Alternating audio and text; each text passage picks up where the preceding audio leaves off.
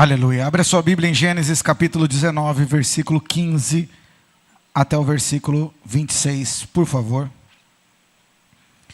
Gênesis capítulo 19, versículo 15 até o versículo 26. Esse é um tempo do derramar de Deus sobre as nossas vidas, esse é um tempo de alinhamento. Esse é um tempo do cuidado de Deus, esse é tempo que Deus quer nos levar à realidade de avançar, de crescer. Esse é um tempo que Deus tem nos chamado a viver essa realidade de perceber qual tem sido a nossa postura, a nossa caminhada, em que direção nós estamos indo. O que tem sido para nós às vezes natural, normal, mas esse é o tempo de olhar para a palavra de Deus e buscar na palavra de Deus esse ajuste, esse alinhamento, esse avanço e esse crescimento. Eu quero convidar você a abrir esse texto aí, Gênesis capítulo 19, versículo 15 até o versículo de número 26. E eu quero falar com você hoje dentro dessa série: quem não deixa o passado, não vive o futuro. Há uma realidade de pessoas que estão no tempo presente, mas o seu coração, a sua mente, está totalmente voltada ao passado. Não só a realidade do que viveram lá atrás, mas as suas marcas, suas dores, suas aflições. E muitas das vezes a realidade do que vivem hoje é o desenho claro da história que vivenciaram dentro de um lar.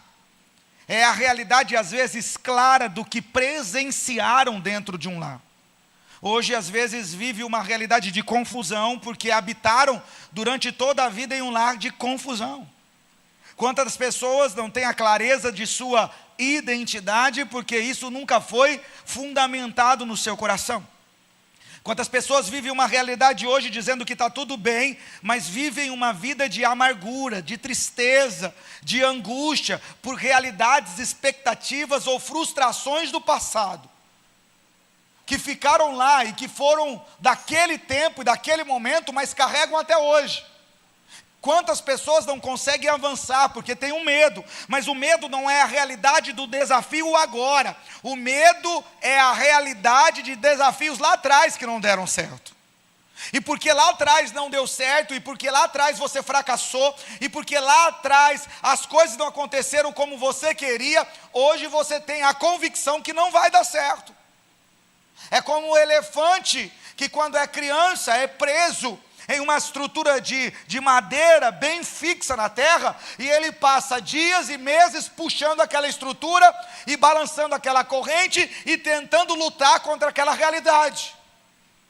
Mas passando-se meses ou anos, e quando ele para, ou ele cansa de lutar, eles podem colocar um toco bem pequeno. O elefante pode crescer, e crescer, e crescer, e crescer, e não importa o seu tamanho, nem a sua força, nem o seu poder, não importa nada disso, porque a sua mente já está cauterizada, que não adianta ele tentar, porque ele não vai conseguir. Essa não é uma realidade só usada para o elefante, essa é a realidade de inúmeras pessoas no dia de hoje, que elas não conseguem viver um novo tempo, um avanço, porque elas estão paralisadas por inúmeras outras coisas. Então Deus nos chama a avançar, e para avançar eu preciso entender aonde eu parei, ou o que tem sido um instrumento de paralisia para a minha vida, ou o que tem me prendido ao passado. E esse passado também, muitas das vezes, um passado sem Deus, de coisas que você ama, de coisas que você amava, de coisas que você gosta, de coisas que você gostava, e às vezes até hoje não conseguiu se livrar. E aí você quer viver uma nova vida, uma experiência nova com Deus, mas você não está disposto a deixar algumas coisas. Você quer viver um novo tempo na presença de Deus, você quer um novo tempo como família, você quer viver um novo tempo no seu lar, mas as marcas do passado ainda estão presentes nesse tempo. São pessoas que nesse tempo hoje presente são altamente ciumentas, mas não tem nada a ver com a realidade daquele tempo, tem tudo a ver com traições e situações do passado. Tem pessoas que hoje são altamente agressivas, e não tem nada a ver com o dia de hoje, porque hoje são amadas, são cuidadas, são zeladas, mas lá no passado, ou pelo pai, ou pela mãe, ou pela família, ou o ambiente onde eles estavam, era um ambiente totalmente agressivo. Então ele aprendeu aquilo, ele se familiarizou com aquilo, e hoje ele está replicando essa realidade. Ele não consegue viver um novo ciclo, ele não consegue avançar, ele não consegue prosseguir. E o nosso encontro com Jesus precisa gerar em nós essa transformação. E por isso o apóstolo Paulo, em Romanos capítulo 12, versículo 2, vai nos chamar a essa realidade, dizendo que nós precisamos não nos conformar com o mundo, mas transformar-vos. Como? Como que a gente é transformado? Pela renovação da vossa mente, para que experimenteis qual seja a boa, agradável e perfeita vontade de Deus. Precisa ter uma renovação mental, de entendimento, de clareza, de postura, de alinhamento e de atitude. Quem abriu em Gênesis capítulo 19, versículo de número 15, diga amém. Olha aqui para mim, eu preciso te colocar nesse texto e nesse ambiente. Gênesis capítulo de número 11, Tera, pai de Abrão, convida seus filhos, pega seus netos, pega suas noras, pega tudo que eles têm, sai de uma cidade chamada Ur dos Caldeus, e tem um objetivo claro de ir a Canaã. Eles vão sair, eles vão prosseguir, mas eu não sei que parte do caminho, eu não sei se perto, se longe, eu não sei se no meio do caminho. A Bíblia só diz que numa parte do caminho eles pararam. Há uma realidade de perda, porque Tera perde o seu filho, irmão de Abrão, Arã. Ele para num caminho e ali naquele ambiente ele coloca o nome do filho. Aquele lugar se torna Arã. E dali Tera não avança mais. O projeto de sair de Ur dos Caldeus e ir a Canaã é bonito, é lindo. A família foi convocada, todos se prepararam. Eles saíram de Ur dos Caldeus. Eu não sei quantos dias ou meses eles andaram. Eu sei que no momento da caminhada eles pararam. É nesse contexto que Deus chama Abrão em Gênesis capítulo de número 12.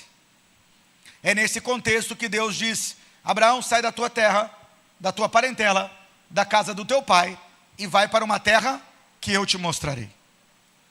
Então o que Deus disse para Abraão? Sai da tua terra, da tua parentela. Ele não sai. Ele sai localmente, mas ele leva consigo um parente, ele leva consigo Ló. A Bíblia diz que Abraão foi muito abençoado por Deus. Ele tinha servos, ele tinha ovelhas, ele tinha cabras, ele tinha carneiros, ele tinha bois. E a Bíblia diz que Ló, andando com ele, também cresceu, aprendeu, avançou. Chegou a um ponto que eles estão agora com um problema, porque Ló cresceu muito, Abrão cresceu demais, suas ovelhas cresceram, carneiros cresceram, multiplicaram, mas agora eles têm também funcionários, e os funcionários de Ló estão casando intriga com os funcionários de Abrão. Nessa realidade, Abrão chega para Ló e fala assim: não dá mais para andarmos juntos, não vamos andar nessa caminhada onde a gente vai ficar se discutindo aí não. Então vamos fazer o seguinte: escolhe para onde você quiser ir. Se você escolher para a direita, eu vou para a esquerda. Se você escolher para o leste, eu vou para o oeste. Escolhe para onde você quer ir. Ló podia parar um pouco e dizer: não, tudo que eu tenho é dado pelo Abraão, tudo que eu tenho é fruto dessa caminhada com meu tio, tudo que eu tenho eu desfruto porque aprendi com ele, mas não é essa atitude dele, também não é essa a mensagem de hoje. Podíamos falar sobre honra, podíamos falar sobre desonra, podíamos falar sobre valorização, mas a Bíblia mostra que a atitude de Ló foi prática. Ele olhou de um lado o deserto, ele olhou do outro lado as campinas, e ele escolheu as campinas. Mas aprendemos também uma realidade muito importante. Para Abraão não era as campinas que tinham a convicção, a tranquilidade e a paz no seu coração de dizer: ali você terá abundância e ali as suas necessidades serão supridas. Para Abraão, não importava o deserto. Para Abraão, quem o supria, quem o cuidava e quem zelava dele era o Senhor. Podia ser um ambiente totalmente hostil, mas se Deus estivesse com ele, era o que ele precisava. E por isso ele vai para o deserto, e por isso Ló vai para as campinas, e por isso Abraão continua sendo abençoado.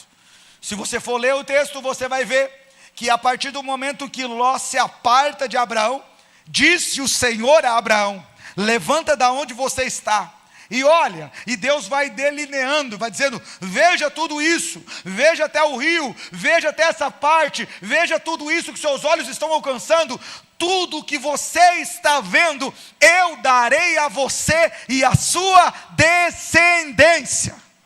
Olha a importância de entender que não são os nossos olhos que precisam determinar a direção, que não é a nossa vontade, nem os nossos desejos que podem governar as nossas decisões, mas precisa ser a voz de Deus, precisa ser o Senhor a nos direcionar, porque aparentemente pode parecer mais desafiador, mas se é a vontade de Deus, Ele vai fazer florescer, crescer e te levar a avançar.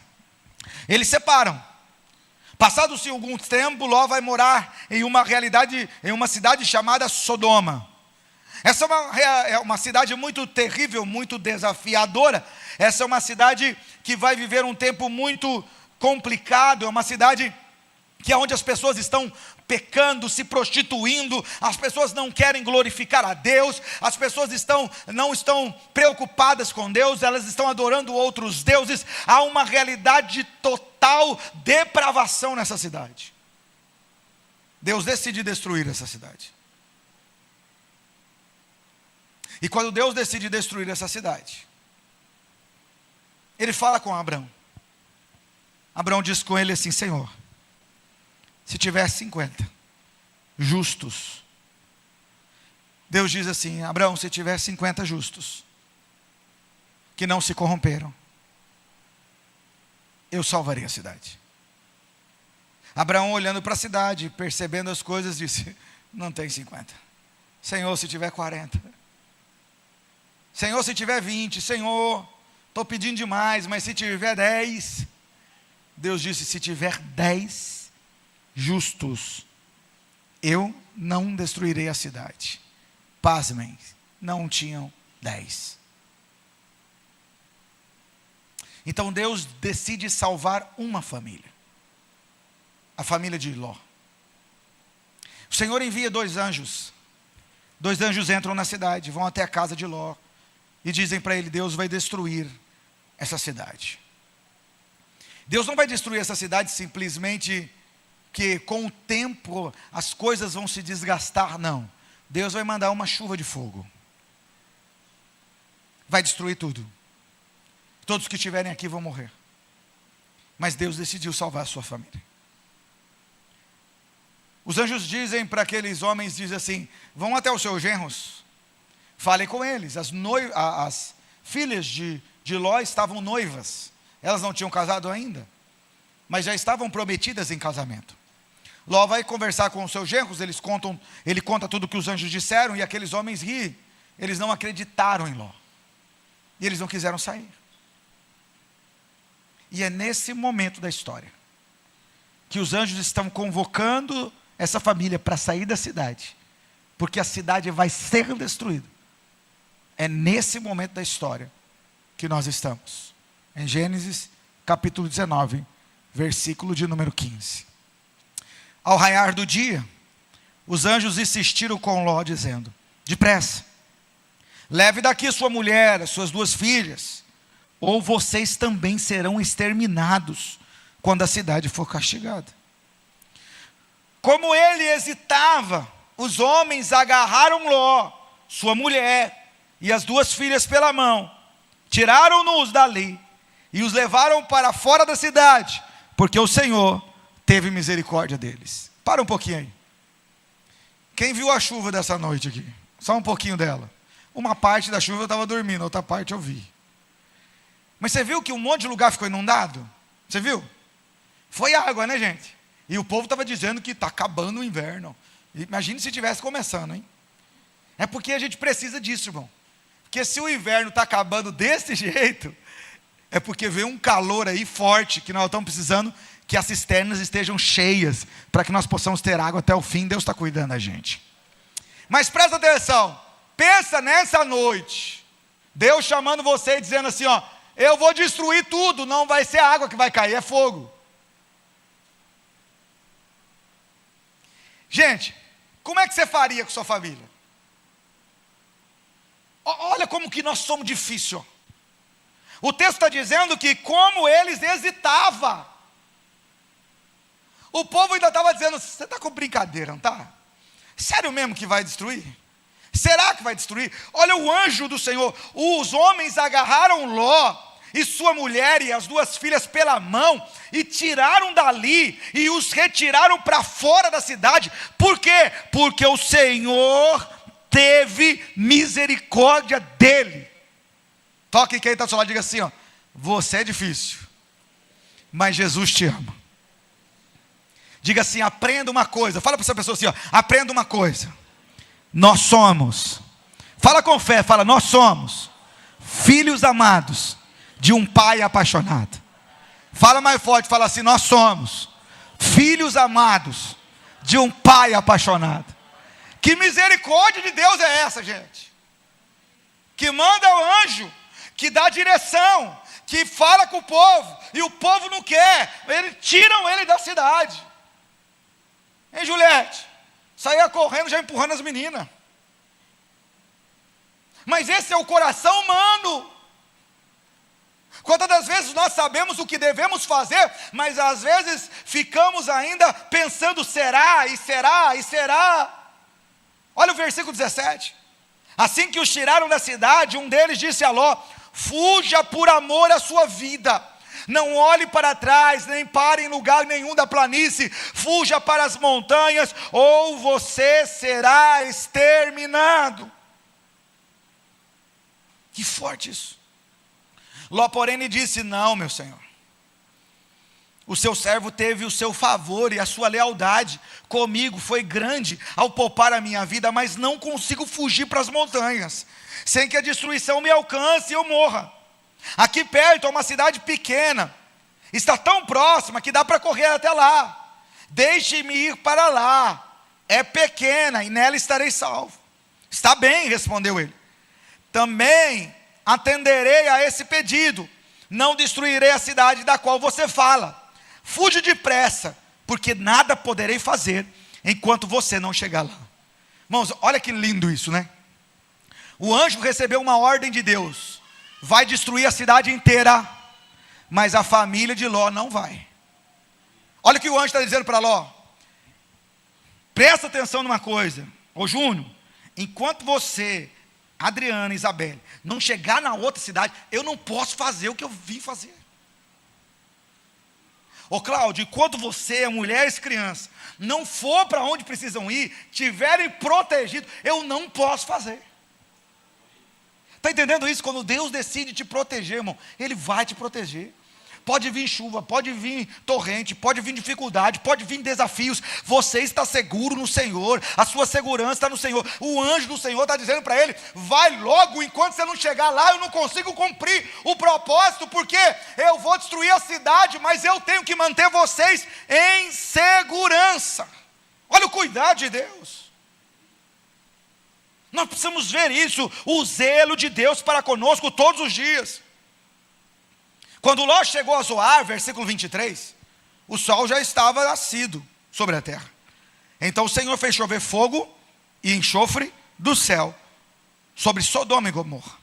Assim ele destruiu aquelas cidades e todas as planícies, com todos os habitantes da cidade e a vegetação que crescia no solo. Presta atenção nisso. A mulher de Ló, porém, olhou para trás e se transformou em uma coluna de sal. Quando o anjo dá uma direção, ele diz, não pode olhar para trás, precisa correr depressa, porque eu vou destruir a cidade. Deus decidiu salvar a sua família. É esse contexto dessa mulher que não tem nome, que a Bíblia não dá o nome dela. É nesse contexto que, mesmo ela não tendo um nome que nós conhecemos, nós conseguimos lembrar ela pelo seu erro. Presta atenção nisso. Seu nome não ficou marcado na história, mas o seu erro ecoa de geração em geração. As nossas atitudes geram marcas. Então nós precisamos estar atentos. E por que esse texto é tão importante para nós? Porque esse é um texto que está lá em Gênesis capítulo 19, no Antigo Testamento, do primeiro livro da vida. Esse texto é importante para nós, porque as ações dessa mulher precisam ser percebidas por mim, por você. Pastor, como assim? Porque Jesus disse isso.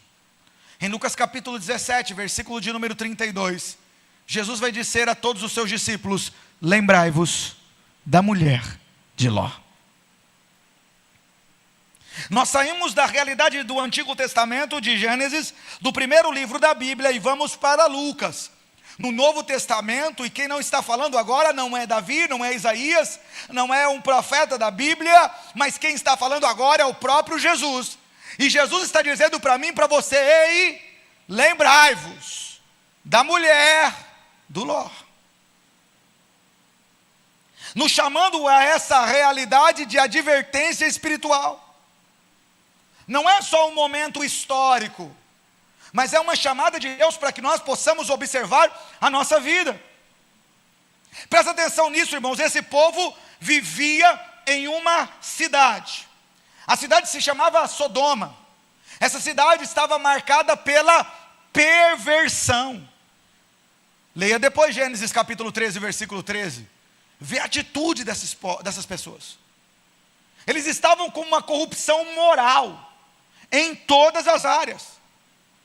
Quando os dois anjos do Senhor chegam à casa de Ló, os homens da cidade batem na porta. Para quê?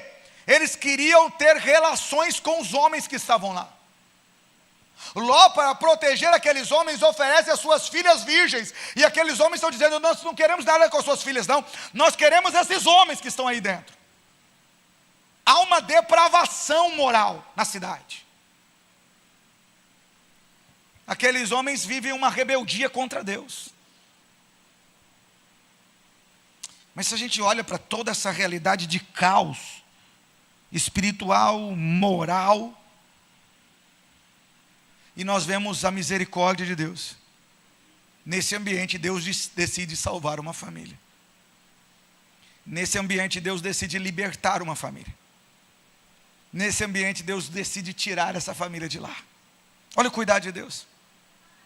A ordem é saia, a ordem é avance, a ordem é não olhe para trás, a ordem é prossiga. Mas esse é o chamado de Deus para a minha vida e para a sua vida, quando nós entregamos a vida a Jesus. Quando nós entregamos a nossa vida a Jesus, esse é o chamado de Deus. Viver um novo tempo. Aquele que está em Cristo é nova criatura, as coisas velhas se passaram e eis que tudo se fez novo. Nós precisamos viver a novidade de vida. Nós não chegamos somente até aqui, e aqui nós não temos história, não, nós temos história, e às vezes a nossa história é marcada por inúmeras situações desafiadoras, complicadas, inúmeras decisões que nós, se fôssemos tomar de novo, nós tomaríamos uma outra decisão, nós faríamos de uma outra forma, mas não podemos mudar o passado, mas Deus nos deu o privilégio de viver um futuro totalmente diferente para a glória de Deus. E é essa realidade que precisa marcar a nossa vida. Mas muitas das vezes o nosso coração está como o coração daquela mulher. Sabe? O reflexo de um coração que nunca saiu verdadeiramente de onde Deus estava tentando arrancá-la. Queria partilhar com você dentro desse texto de Gênesis algumas coisas. E a primeira é: para viver o novo, você precisa romper com a velha vida. Nós precisamos de uma atitude clara, de uma postura clara, sabe? Porque tem pessoas que vivem uma realidade de vida que ele saiu do pecado, mas ele pensa no pecado todos os dias. Ele saiu de um relacionamento desafiador, mas ele continua preso a esse relacionamento. Ele saiu de um ciclo antigo de destruição, de confusão, mas continua desejando voltar para aquela realidade. Quando nós entregamos a nossa vida a Jesus, irmãos, nós precisamos compreender que nós saímos para uma novidade de vida, quer dizer, abandono da velha vida. Morreu, mas todos os dias aquele que está morto quer ressuscitar. Toca em você mesmo aqui, ó. Bate aqui. Fala, isso aqui não converte. Só o que está aqui dentro converte. Mas esse de fora que não converte. Por isso que o texto diz que quando aquele que é perfeito vier, tudo aquilo que é imperfeito se tornará perfeito como ele é. Essa carne é só no último processo. Por isso nós vivemos essa luta, e o apóstolo Paulo vai dizer em Efésios, que existe uma luta da carne e do espírito, e o espírito milita contra a carne, e a carne luta contra o espírito, essa realidade de batalha. Mas nós temos que ter a consciência de onde nós estamos e o que nós estamos fazendo. Se nós queremos viver o novo, nós temos que olhar para essa mulher. A mulher de Ló olhou para trás. A direção de Deus é: não olhe para trás. Mas a realidade aqui não é olhar para trás para ver o fogo descer, porque o fogo não tinha descido, porque o fogo só vai descer. A Bíblia diz que quando eles chegaram na cidade, quando eles já estavam no lugar, aí Deus enviou fogo. Aquela mulher não está curiosa, aquela mulher não está simplesmente tentando ver o que vai acontecer, aquela mulher está revelando que mesmo vivendo o livramento de Deus, que mesmo vivendo uma nova história, que mesmo Deus dando a oportunidade dela de livramento, ela está apegada à vida antiga dela. Aquela cidade tem coisas que ela gosta, que ela ama. Ela não está interessada se glorifica a Deus, ou se exalta a Deus, ou se é contra Deus, mas ela gosta. Há um sentimento, há um desejo, há um apego àquela cidade. Por isso que Paulo, em Efésios 4:22, ele vai dizer para mim e para você: despojai-vos do velho homem. Sabe como você chega em casa depois do dia de trabalho e tira aquela roupa? Sabe quando você chega em casa depois do dia de trabalho e tira aquele sapato, você faz... Você que casou aqui, passou aquele dia do casamento todinho com aquela roupa, abraçando um monte de gente, sorrindo. Você chega no quarto, irmão, você não consegue nem sorrir mais, você já está assim, paralisado. Quando você tira aquela roupa, aquele sapato que você usou naquela festa, você faz assim, parece que seu pé fala obrigado, graças, thank you very much. Oh meu Deus, que maravilha. Sabe quando você chega em casa, você toma aquele banho gelado, você fala, meu Deus, outros tomam aquele banho quente, cada um toma o banho que quiser, né? De preferência tome o banho, mas sinta aquela alegria de poder dizer, ai que bom. Não é esse alívio? A Bíblia está dizendo, tira esse peso. Deus está te dando uma novidade de vida, Deus está te dando uma oportunidade de viver um novo. Mas Hebreus capítulo 6 está dizendo que nós temos que deixar também os rudimentos, as práticas antigas. Nós precisamos nos posicionar a viver uma realidade nova. Sabe, Deus não quer apenas nos mudar de endereço, Deus quer nos transformar, e transformar é mudar a nossa identidade, irmãos. Conversão é morrer para a velha vida. Sabe, nós precisamos estar atentos, porque tem muitas coisas que nos prendem, e muitas coisas que muitas pessoas não querem deixar para trás, velhos pecados. Mas o que a palavra diz em Colossenses capítulo 3, versículo 5? Mortificai a prostituição, a impureza, a lascívia e tantas outras coisas. Mortificai, precisa morrer. Velhas práticas, não vos conformeis com esse século, transformai-vos pela renovação da vossa mente, Romanos 12:2. Velhas amizades que nos afastam de Deus, as más conversações corrompem a gente, destrói a gente, 1 Coríntios capítulo 15, versículo 33. Velhos ambientes que foram nocivos, destrutivos, a Bíblia nos diz, sai do meio deles. Velhos pensamentos carnais, levanta o cativo todo o entendimento ao Senhor. A velha identidade, eu já sou crucificado com Cristo, e a vida que agora vivo, vivo no Senhor, para a glória de Deus. Será que eu tenho essa convicção? E eu pergunto, como podemos viver uma novidade de vida, ou uma nova fase, com velhos hábitos, com uma velha mentalidade? Como eu quero viver um ano novo, com um propósito novo, uma realidade nova, mas as práticas são as mesmas. Quem caminha para a morte vai colher a morte. Quem caminha para a vida colherá a vida. Essa é a realidade de um posicionamento. É como você tentar correr longas distâncias e alcançar vários quilômetros, mas carregando uma mala cheia de pedras. Carregando o peso do pecado, usando a sua força, usando a sua estrutura. O peso vai te atrasar, vai te cansar, vai te derrubar, e não vai te deixar chegar aonde você precisava chegar. E por isso ele levou sobre si as nossas dores, as nossas enfermidades. O castigo que nos traz a paz estava sobre ele, e sobre as suas pisaduras nós somos sarados. Deus nos leva a uma nova realidade de vida, de cura, de restauração, de libertação e de posicionamento nele. Mas nós precisamos desejar viver e nos posicionar nessa identidade. Mas a gente sempre fica, às vezes, vivendo o passado. Mas assim foi assim. Mas na minha vida sempre foi muito complicado. Não, você precisa romper com essa velha vida. Você precisa viver esse novo tempo. Essa história, não pastor, é porque com meu pai era assim, com a minha mãe foi assim, a minha avó era assim, e eu estou assim. Não, Deus te deu uma novidade de vida, um novo ambiente, uma nova realidade. E muitas das vezes o problema é o coração. Sabe, irmãos, não existe futuro novo para quem insiste em manter vida velha. A pergunta que eu faço para você e para mim nessa noite: o que ainda está vivo em você que Deus já mandou morrer? O que está vivão em você aí que Deus já mandou morrer? Sabe o que eu aprendo com esse texto? Seu coração sempre tenta voltar para onde ele ama. O que aconteceu com aquela mulher? Mulher de olhou para trás. Às vezes nós estamos tão apegados às coisas materiais que nós não entendemos isso.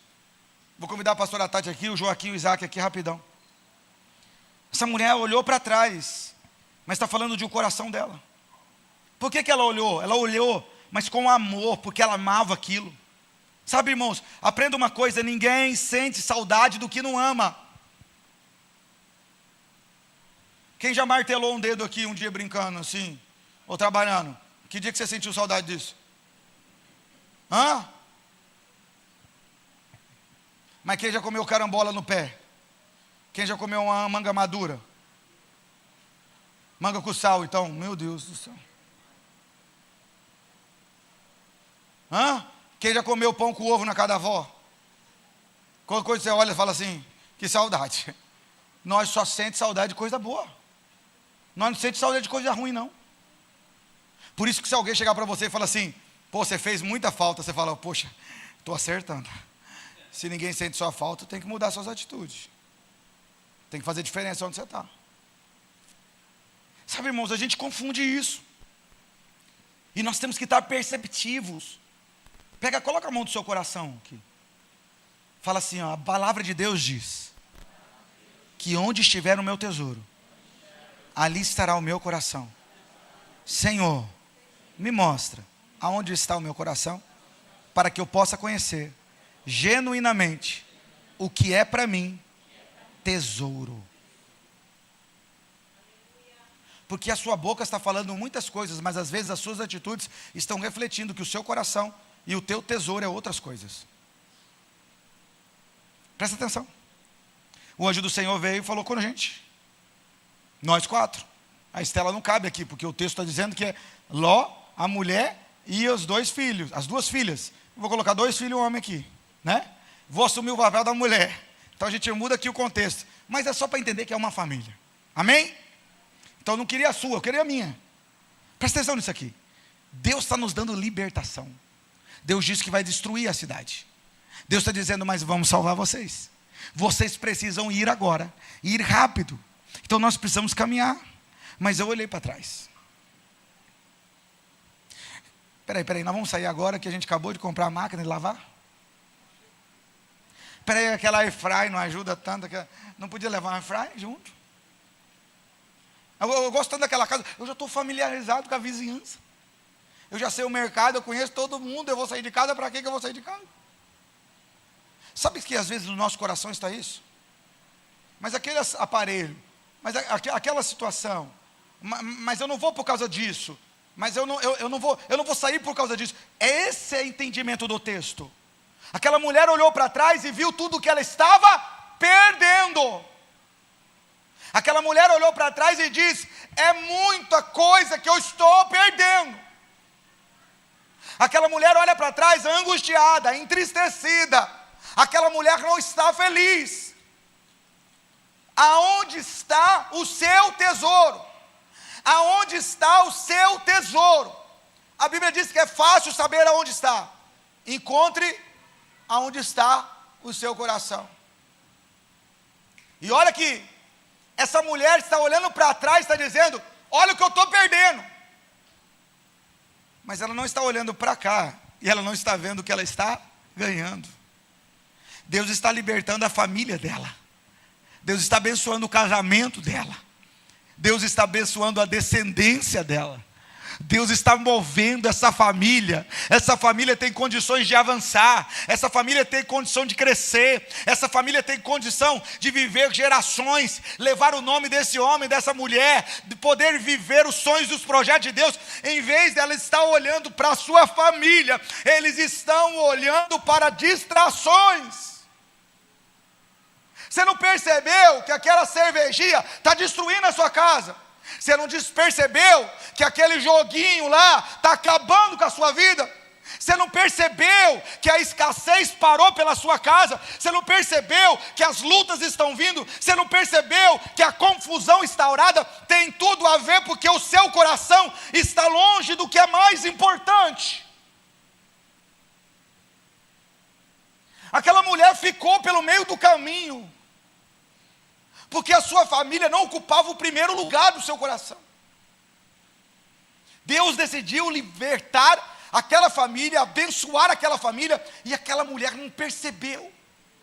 Eu vou contar até 3, você respira fundo. 1, 2, 3, respira. Um monte de pessoas não podem mais respirar hoje. Um monte de pessoas estão internadas em um hospital. Algumas pessoas tomaram decisões erradas e estão presas dentro de um presídio. Pessoas estão vivendo doenças mortais aí, não tem mais solução. Pessoas estão agora longe de suas casas, de suas famílias, de seus familiares. Deus está dizendo: eu tenho um propósito para essa família. E essa mulher está olhando para trás e entendendo que as coisas materiais, que as coisas dos desejos mundanos, que aquilo que aquela cidade nutria de imoral, aquilo era mais desejoso do que viver a libertação que Deus nos deu. Essa é a realidade muitas das vezes minha e sua, quando nós não damos valor ao sacrifício da cruz do Calvário. Essa é a realidade minha e sua, quando nós desejamos mais as coisas desse mundo e negociamos as coisas do reino de Deus. Essa é a realidade minha e sua, quando o mundo fala mais alto do que é o Criador de todas as coisas, que entregou-se a si mesmo para que eu e você tivéssemos vida e vida em abundância. Quando Deus nos deu uma família para desfrutar, e nós estamos olhando para as demais coisas e dando mais valor a outras coisas, e por isso o salmista no Salmo 1 começa a adorar ao Senhor dizendo: bem-aventurado o homem que não anda segundo o conselho dos ímpios, não se detém no caminho dos pecadores, não se assenta à roda dos escarnecedores, antes tem o seu prazer na lei do Senhor, e na sua lei medita de dia e de noite. Será como a árvore plantada junto a ribeiros de águas, que dá o seu fruto na estação certa. A sua mulher é como videira frutífera, os seus filhos à roda da sua mesa. Como vai ser abençoado aquele que teme ao Senhor. É viver uma realidade, uma decisão. O anjo não precisa aparecer na sua casa para te mandar ler a palavra. O anjo não precisa aparecer na sua casa para mandar você orar com a sua família. O anjo do Senhor não precisa aparecer para mim, para você, para te mandar vir à igreja. O anjo do Senhor acampa ao nosso derredor, nos livrando das realidades espirituais. Mas sou eu e você que fechamos as brechas ou abrimos as brechas. O anjo do Senhor está ao nosso redor. A Bíblia diz que Ele nos guarda. Mas a Bíblia diz que o inimigo das nossas almas está ao nosso derredor, buscando a quem possa tragar. Quantas famílias estão vivendo uma realidade difícil, porque um dos membros da família está como essa mulher, valorizando mais as coisas do mundo, mais o que devia ser deixado para trás, do que as bênçãos de Deus. Essa família podia estar feliz, dizendo: Deus nos libertou, Deus tem cuidado de nós, Deus nos deu vida, Deus nos abençoou. Ei, nós estamos deixando tudo para trás, Deus nos abençoou. Hoje de manhã, quando eu pregava essa mensagem, essa parte não estava na mensagem, nem de manhã nem de noite. E aí eu pensei numa coisa. E aí quando eu fui conversar com a pastora Tati agora, meio-dia, ela falou assim: sabe, aquela hora que você falou isso, eu pensei nisso. Eu pensei na mesma coisa. Nós estávamos em Altamira, 1 ano e 4 meses. 1 ano e 2 meses mais ou menos. E a última coisa que faltava para a gente comprar, para a nossa casa estar pronta, era uma máquina de lavar. Nós fomos tão felizes na empresa, e compramos a nossa máquina de lavar. Menos de um mês depois, nós estávamos vindo para Fortaleza e a máquina ficando. A máquina era 110, aqui tudo é 220. Ficou a máquina, ficou os ar-condicionados, ficou a estrutura toda. Nós só viemos para cá com as malas e os livros. Mas o melhor lugar, a melhor coisa, o maior presente eu pude trazer: minha esposa, meu filho Joaquim, meu filho Isaac no ventre, e a Estela nos projetos de Deus. O mais importante a gente trouxe. E essa realidade é uma vez da nossa vida, não valorizar o que Deus nos deu. Deus está dizendo: ó, toda a sua casa e a sua família vai ser guardada pelo Senhor. Mas a mulher dele desejou as coisas para trás. Eu não estou falando que você não deve ser bom mordomo do que Deus te deu, nada disso. Eu estou falando que as marcas, os desafios, as coisas materiais, emocionais, não podem ser norteadores da sua vida. Você precisa ter Deus como aquele que te supre, cuida de você e dá direção para a sua vida, para a sua casa e para a sua família. Muito obrigado, eu amo vocês, tá bom? Como é bom a gente compreender isso. Como é desafiador compreender isso, sabe, irmãos? Eu aprendo que aquilo que você ama controla a sua direção. Aquilo que você ama controla a sua direção. Você vai se mover para essa realidade que o seu coração está ali. Então nós precisamos saber muito bem o que nós estamos fazendo, sabe? Indecisão espiritual paralisa o destino. Não podemos viver a realidade de uma vida de indecisões. Precisamos viver a certeza do amor de Deus, da graça de Deus, do poder de Deus, da ação poderosa do Senhor. Precisamos ter convicção do que Deus nos chamou a viver. Precisamos viver com intensidade para a glória de Deus todos os dias. Por isso eu queria que você dissesse comigo, como você já disse. Diga assim: ó, eu sou filho amado. Você que é mulher, fala: eu sou filha amada. Diga: de um Deus apaixonado.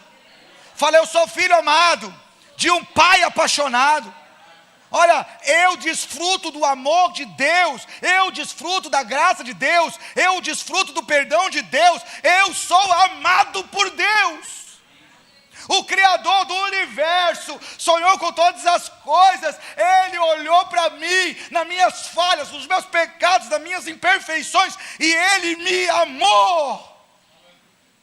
Não pode uma dor, não pode uma frustração, não pode uma expectativa frustrada, não pode uma marca lá atrás mudar essa identidade. Não pode ser maior que esse amor, não pode ser maior que essa graça. A mulher olhou para trás. Sabe o que eu aprendo, irmãos? Quem vive dividido nunca avança por inteiro. A realidade de viver uma nova vida. Aquela mulher queria ir com a família, mas ela também queria ficar. Ela queria obedecer, mas não queria obedecer totalmente. E às vezes a vida é assim. Às vezes vivemos uma vida inconstante. Não, pastor, sabe o que aconteceu? Sim, é que a minha avó, ela separou do meu avô. Aí, um tempo depois, a minha mãe separou do meu pai. Mas aí, tempo depois, nesse momento eu estou vivendo essa realidade. Mas faz parte dessa realidade? Não faz parte. Você foi chamado por Deus para dar destino e direção, uma nova identidade à sua família, que parte da ação poderosa de Cristo Jesus sobre a sua vida. O nosso encontro com Jesus muda a nossa história, e não só para vivermos o hoje, mas para deixar um legado para a nossa geração. Mas meu pai não abraçava minha mãe, meu pai não beijava minha mãe, meu pai não trazia para perto. Sabe, irmão, toda vez que eu chego em casa, que eu vou dar um abraço, um beijo na pastora Tati, o Isaac fala assim: como eu amo ver vocês dois assim. Esse homem, quando tiver a esposa dele no tempo certo, vai ser um beijoqueiro. Mas porque ele experimenta isso em casa. Quais são as marcas que estão sendo registradas na vida deles? Eu não estou falando que nós não temos desafios. Eu não estou falando que nós não temos dificuldades. Mas quais as marcas que nós estamos deixando? De constância, de crescimento, de avanço. Sabe, irmãos, esse ano eu me torno o pastor que mais tempo pastoreou essa igreja. 14 anos. Olha como Deus tem sido bom com a gente. Nesses 14 anos, pela misericórdia de Deus, nada a ver comigo, tudo a ver com Jesus. Diga comigo assim: tudo a ver com Jesus. Não, chegamos aqui, era uma garagem. Olha aqui o tamanho do lugar que Deus deu para nós, né? Isso aqui é nosso, nós não pagamos aluguel não. Nós chegamos aqui, era cadeira, olha a poltrona agora. Nós tínhamos uma telinha pequenininha que ficava perto da frente assim, ó. Agora é o tamanho da tela que nós temos. Nós tínhamos uma caixa de som que ficava na lateral. Olha a estrutura de som que a gente tem. Deus nos deu tanta coisa, e a gente celebra o Senhor. Nós tínhamos ventilador barulhento, Deus nos deu ar-condicionado, daqui a pouco dá mais. Todas as salas das crianças têm ar-condicionado. Olha a estrutura que a gente tem hoje. Como Deus é misericordioso com a gente.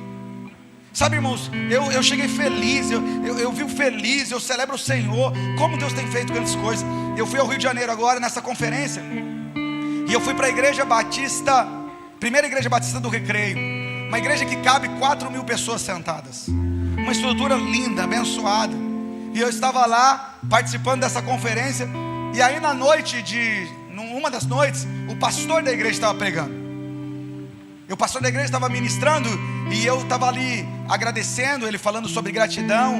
E a gente teve um momento de dobrar os nossos joelhos. E eu agradeci a Deus por cada vida, por cada ovelha, por cada membro, por cada situação, por cada pessoa, sabe? Passamos por um processo à tarde, de manhã, de relatórios. Sabe, irmãos, só da nossa denominação, hoje no Brasil, só da nossa denominação, nós temos 14 igrejas precisando de pastores. Só hoje. Igreja com estrutura, igreja com templo, igreja com casa pastoral, igreja com estrutura, estão precisando de pastores. Eles não querem quem está saindo do seminário, eles querem quem está no campo, trabalhando, famílias. Porque já tiveram muitas frustrações da pessoa recém saiu do seminário, pensando que sabe tudo, e chegou lá, tem que tomar decisões, ele vê que o ministério é totalmente diferente. Sabe, hoje na nossa denominação nós temos 4 convites para 4 famílias aos Estados Unidos. Uma igreja dos Estados Unidos precisa de 4 famílias. Está em contato com a nossa denominação, e eles estão buscando essas famílias para pastorear igrejas que já tem até pessoas lá. Precisa de pastores. Por quê? Porque vários pastores estão desistindo, não querem continuar. Nós temos uma igreja agora em Teresina. Ano passado veio um pastor, está lá, um salário muito bom, casa bem estruturada, os quartos todos preparados para ele trabalhar lá. Ficou 6 meses e pediu para sair, foi embora. Não quer mais pastorear. O desafio do cuidado, o desafio do pastoreio, honra, desonra e tantas outras coisas frustraram o coração dessas pessoas. Nós estamos vivendo um momento desafiador. E sem falar de outras denominações, eu estou falando só da nossa denominação. E eu estava dizendo ao Senhor ali, orando e falando: Senhor, como eu sou feliz neste lugar. Como eu agradeço ao Senhor por cada vida, por cada ovelha, por cada irmão, por cada irmã. Como eu amo estar aqui, irmãos, adorando o Senhor, celebrando o Senhor, glorificando a Deus. E naquela igreja de 4.000 pessoas ali, depois de um tempo de oração, aquele pastor estava pregando, e aquele homem falando, ele disse uma frase linda, ele diz assim: eu estou há 39 anos como pastor dessa igreja. Eu estou há 14 e pensava que era muita coisa, porque a média no Brasil agora é no máximo 5 anos um pastor batista fica em uma igreja. Se for da Assembleia de Deus, no máximo 2 anos. E eu estava feliz por estar 14 anos aqui. E aquele pastor está dizendo assim, ó: eu estou feliz porque eu estou fazendo esse ano 39 anos pastor da mesma igreja. E aí ele, olhando para toda aquela estrutura, né, 4.000 lugares, estrutura de telão, de tudo aquilo, e ele falou assim: nos últimos 4 anos nós temos vivido o melhor tempo de Deus neste lugar. Na hora eu falei assim: Senhor, então está longe para me viver o melhor tempo. Mas não é isso que ele quer dizer. O que ele queria dizer é que tudo que ele passou foi importante, foi especial, foi necessário para a sua maturidade. Mas o melhor tempo sempre é o dia de hoje. Esse é o melhor tempo, porque nós estamos aqui. Esse é o melhor tempo porque Deus continua ministrando o nosso coração. Esse é o melhor tempo porque nós estamos vivos e podemos adorar ao Senhor. Esse é o melhor tempo porque nós podemos conviver uns com os outros. Esse é o melhor tempo, sabe por quê? Porque nós continuamos sonhando. Sonhando com mudança, sonhando com crescimento, sonhando com avanço, sonhando com pessoas. Esse é o melhor tempo. Tivemos um culto da manhã tão abençoado, agora um culto da noite. Esse é o melhor tempo de Deus para nós. É o tempo que se chama hoje, que nós podemos adorá-lo e bendizer ao Senhor. Nós precisamos viver essa intensidade de entrega e de adoração, sabe, irmãos? Porque o futuro pertence a quem continua avançando. Está difícil, continue. Está desafiador, prossiga. Tem batalhas, tem. Jesus vai dizer: no mundo vocês terão aflições, mas tem de bom ânimo, eu venci o mundo. Sabe, eu pergunto para você nessa noite, a minha pergunta é: o que tem tentado te fazer parar?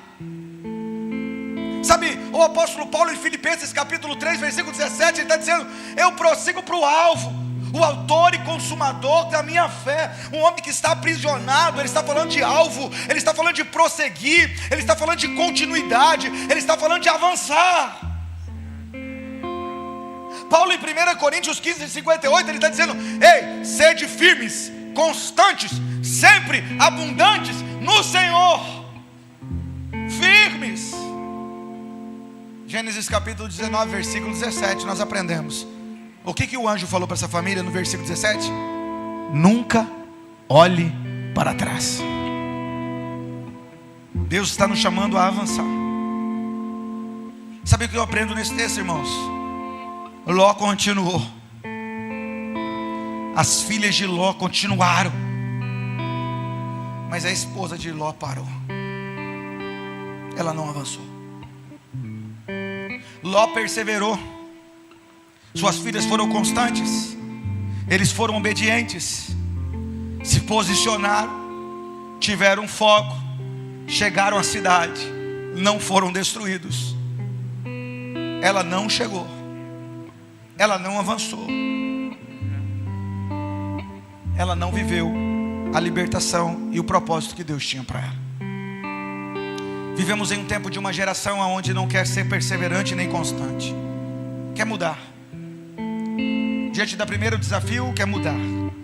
Diante da primeira luta, quer mudar. Eu sei de manhã o exemplo da irmã Maíris, né? Ela nem está conosco, ela está lá em Gramado. Mas a Maíris, ela é uma bênção, sim, sabe? Maíris sozinha, sem o esposo, cuidando de 3 filhos, uma casa grande. A Maíris, ela vendia bolo, ela vendia chocolate, ela limpava a casa, ela ajudava, ela tinha umas roupas lá para vender de bazar. Você via a Maíris rindo, sorrindo, abraçando. Nunca faltava um culto da semana, todo dia. Às vezes cansada, sobrecarregada. E ela falava: pastor, eu preciso prosseguir. Sabe, a Maíris tem um filho casado, Otávio, empregado, construindo sua família abençoada, com dignidade, honra. Família a Maíris tem a filha Kessia, que está lá com ela, trabalhando, abençoada. A Maíris tem a Débora que está aqui, estava hoje de manhã no culto com o Davi, casada, abençoada, construindo uma história muito abençoada aí para a glória de Deus. Agora professora de gastronomia. Olha que lindo isso. Maíris tem colhido essas bênçãos. Sabe, um dia o Otávio chegou para mim e falou: pastor, a minha mãe fez isso de errado, a minha mãe se posicionou dessa forma, a minha mãe fez essa situação, e assim, a gente não aceita isso. E eu conversei com a Maíris, falei: Maíris, senta aí um pouquinho, eu quero cuidar de você, eu e a pastora vamos aconselhar você, vai ficar um tempo sem cantar, vai ficar um tempo aqui, deixa a gente cuidar de você. E ela falou assim: amém, pastor. Sabe, reconheceu os seus erros, suas falhas, se posicionou a esse discipulado e voltou. Se você precisar dela na recepção, ela está lá. Se você precisar dela limpar o chão, ela está aqui. Se você precisar dela cantando, ela está cantando. Ela quer fazer parte.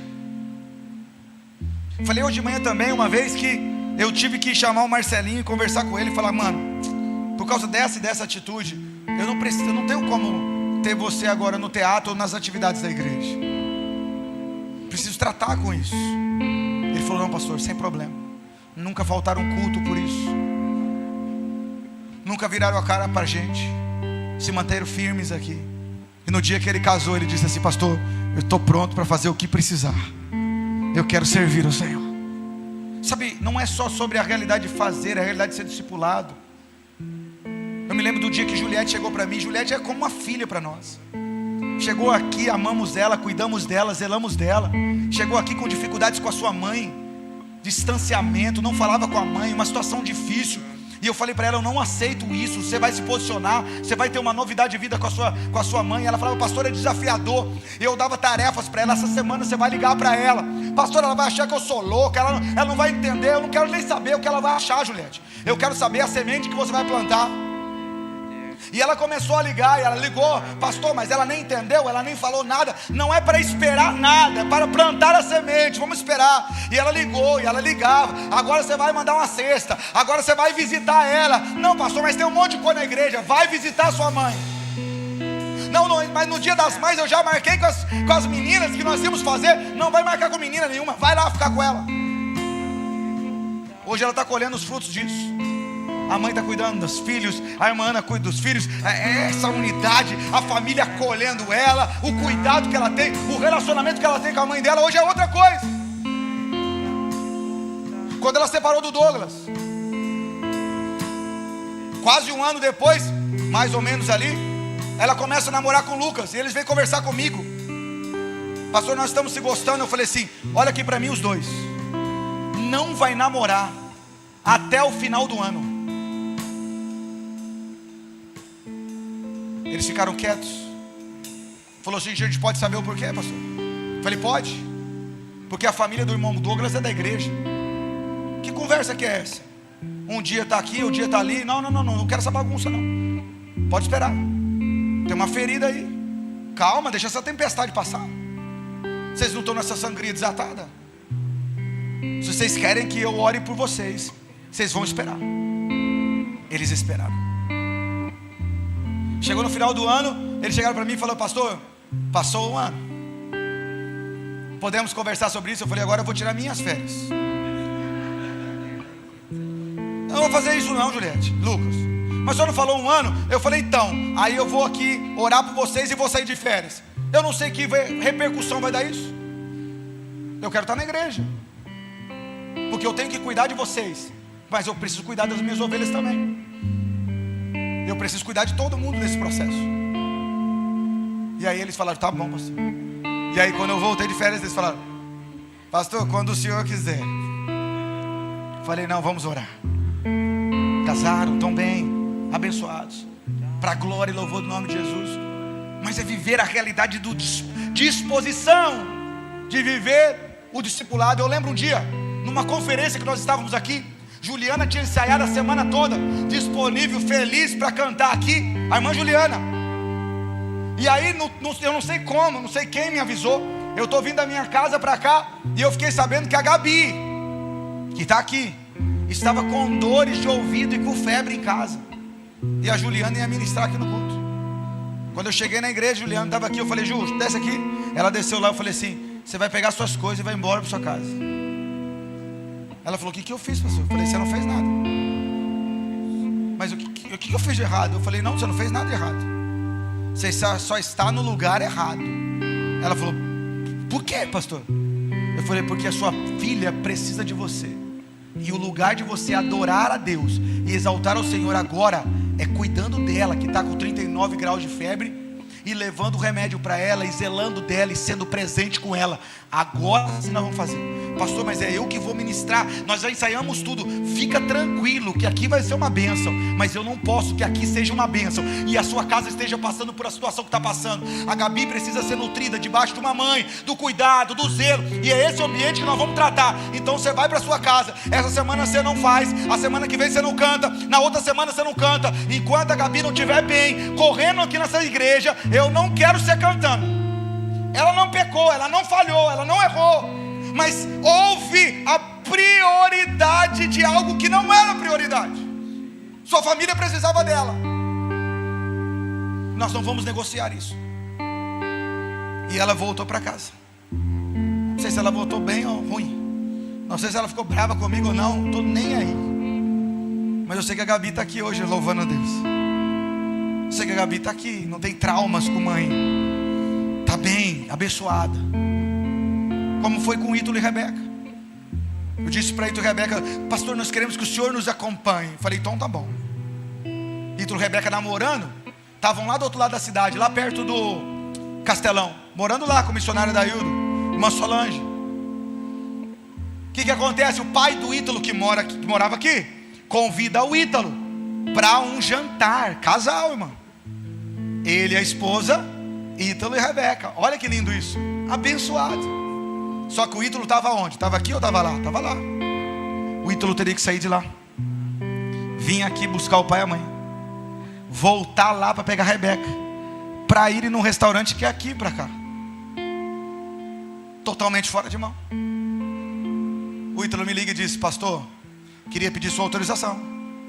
Eu vou pegar a Rebeca aqui, vou para a casa da minha mãe. Lá minha mãe e meu pai vai estar com a gente, e nós vamos para o restaurante. Depois do restaurante nós deixamos a Rebeca e eu volto para casa. É só o trajeto daqui até na casa da minha mãe, que vai estar só eu e ela.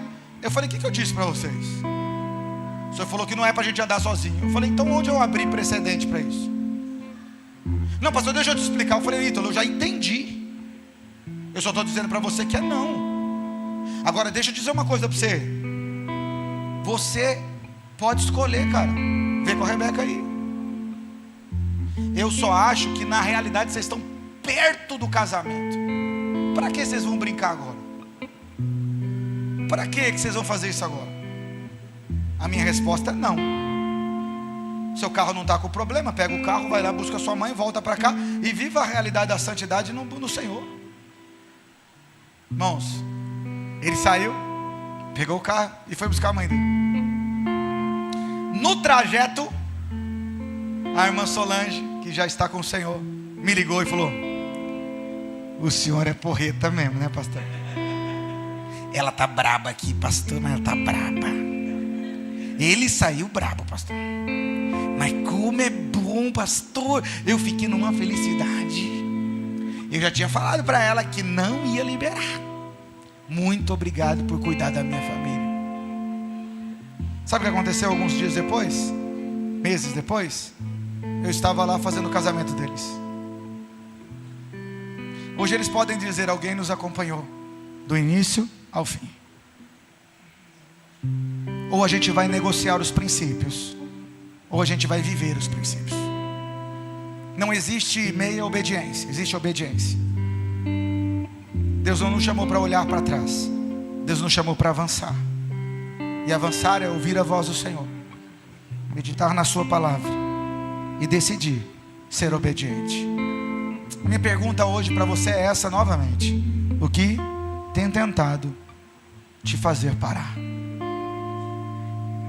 Termino dizendo que quem continua olhando para trás nunca viverá plenamente o que Deus preparou adiante. Fique de pé. Queria orar com você. Pode colocar. Coloca a mão no seu coração. Ele abriu mão de sua glória, sangrou no madeiro. Pai, nós te adoramos e te bendizemos. Pai, nós rendemos louvores ao teu nome.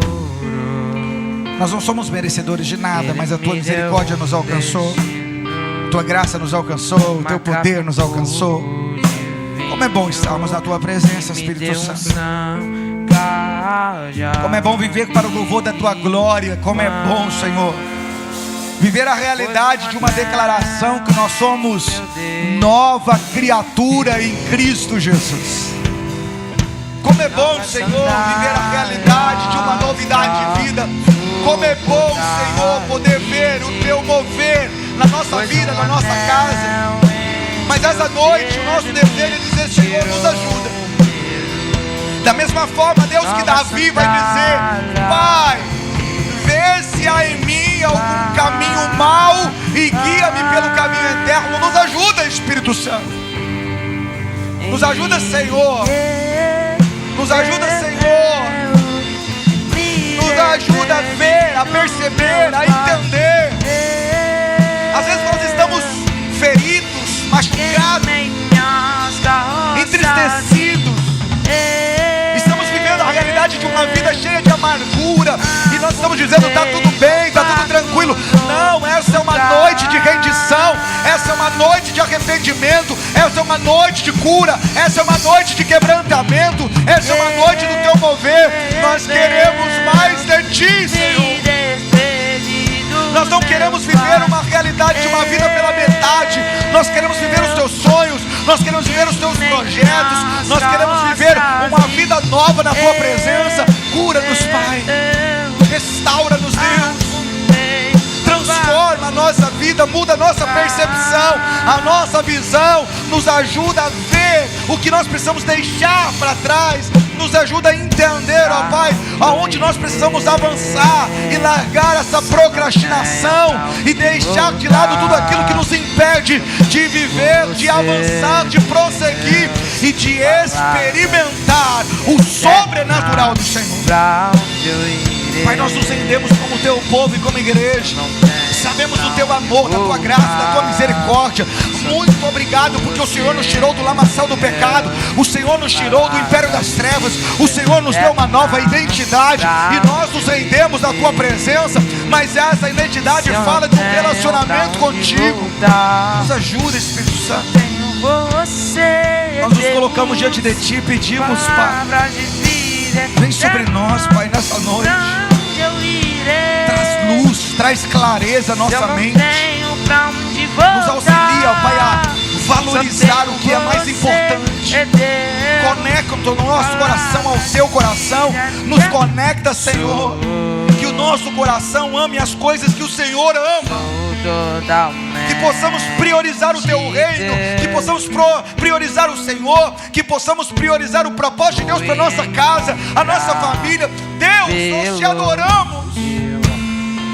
Nós nos rendemos diante de ti. Nos ajuda, Senhor, que possamos viver essa transformação e essa mudança pelo poder do relacionamento com a tua palavra, pela ação poderosa do teu Espírito, para o louvor da tua glória.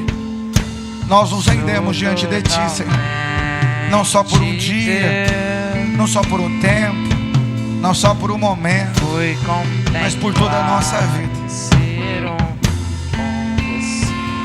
Nós te adoramos, Espírito Santo. Que a graça do Senhor, que o amor de Jesus e que as consolações do Espírito Santo possam ser derramadas sobre as nossas vidas e sobre todo o povo de Deus espalhado sobre a face da terra. Que tenhamos uma semana abençoada, dirigida e conduzida pelo Espírito, mas que saiamos daqui com uma reflexão no nosso coração. O que tem nos parado, o que não tem nos deixado avançar, o que nós precisamos deixar para trás, o que tem alimentado o nosso coração, que tem nos impedido de viver um crescimento, um avanço e um sobrenatural de Deus na nossa vida, na nossa casa, na nossa família, na nossa área profissional, acadêmica e em todas as áreas, para o louvor e para a glória do nome de Jesus. Você que pode, aplauda o Senhor, celebre a Ele, glorifique a Ele. Dê um abraço aí em 3, 4, 5 pessoas. Sai do seu lugar, viva esse momento. Que Deus abençoe a sua casa, que Deus abençoe a sua família, que Deus abençoe você a cada dia, em nome de Jesus. Só tenho você.